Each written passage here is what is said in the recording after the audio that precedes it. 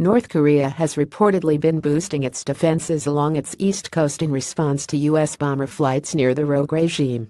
After U.S. Air Force B-1B Lancers, powerful conventional bombers, flew past North Korea Saturday, South Korea's National Intelligence Agency saw the Korean People's Army moving warplanes and coastal defense units into position in the eastern part of the country.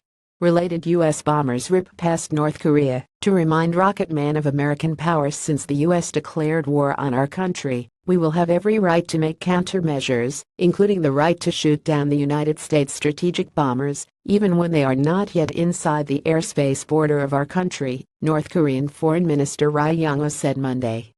While North Korea asserts that President Donald Trump's speech at the United Nations was a declaration of war, the White House claims that the regime's thoughts on this issue are absurd, adding that the Trump administration has not declared war on North Korea.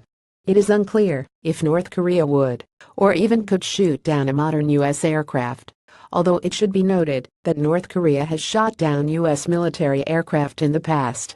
Related: how seriously should the U.S. take North Korea's threat to gun down American aircraft? It's done it before. North Korea's new KN-06 surface-to-air missile system is believed to have a range of roughly 90 miles.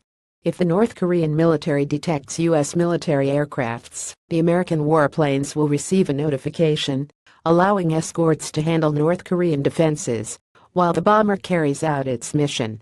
Despite the heated war of words between Pyongyang and Washington, the U.S. has not noticed any significant posture shifts on the part of the North Korean military that would signal that a war is on the horizon, Chairman of the Joint Chiefs of Staff General Don Ford said Tuesday. North Korea, however, maintains a consistent wartime mentality, expecting a possible conflict at all times.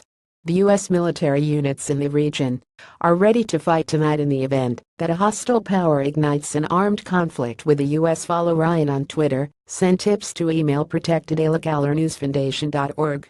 Content created by the Daily Caller News Foundation is available without charge to any eligible news publisher that can provide a large audience. For licensing opportunities of our original content, please contact Email Protected.